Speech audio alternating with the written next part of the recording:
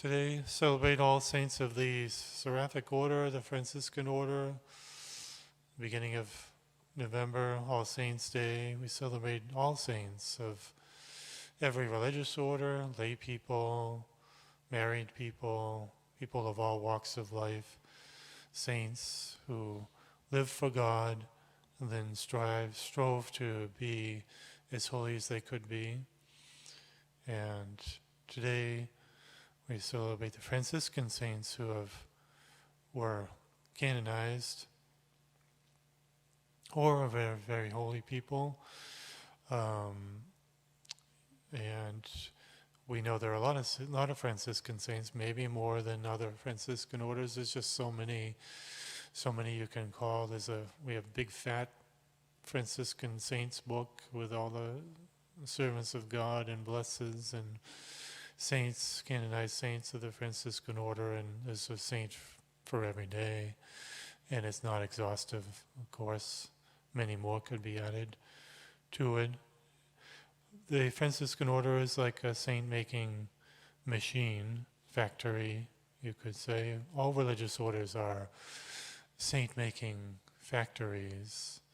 We enter religious order to be as holy as we can be, to get away from the dangers of the world as well.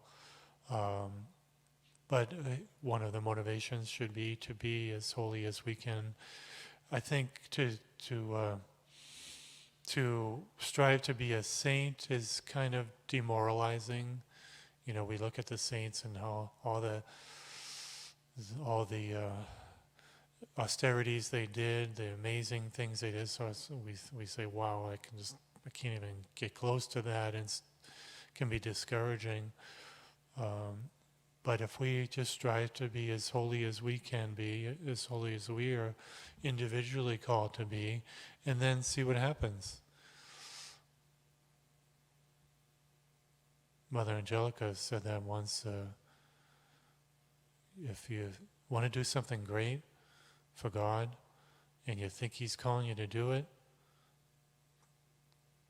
go ahead and try and see what happens. We're called to be as holy as we can be, and just embark on the journey to be to do as much good as we can do, to be as perfect as we can be, to do what God wants us to do. And it doesn't have to be a great thing.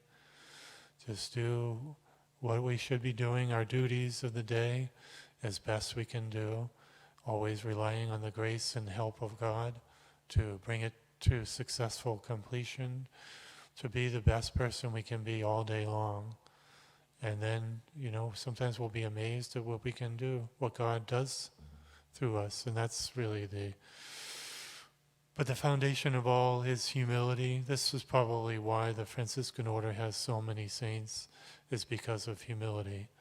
There's a lot of other orders that are teaching orders, or they have more notoriety and, fame to it, and that's great and fine and necessary. We need many intellectual people in the church, but there's that tendency to pride which kills sanctity. But humility, Franciscans are called and highlighted and emphasize being friars minor, being little, poverty. Poverty is a humbling thing, keeps us humble. Poverty of spirit is really, I don't think much of myself. Poverty of spirit, we're all striving to be poor in spirit because God is everything. So humility really is the springboard, that trampoline to the heights of holiness. And humility is really letting God do what He can do, letting God have sway in our life, letting God have the free hand in our life, and He will take us to the heights that He wants us to be at. So we don't have to be, I have to be this gigantic thing. We strive for being the littlest, and then let God take us where He wants to take us. Humility poverty of spirit, poverty, loving poverty. The Franciscan ideals will take us great places for God, for the world, for our community, and for ourselves. So we ask Our Lady to prosper our Franciscan charism if we are associated with the Franciscans.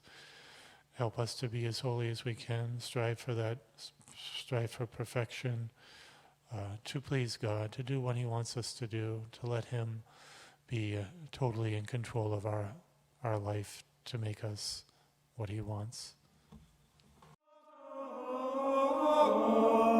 Miserere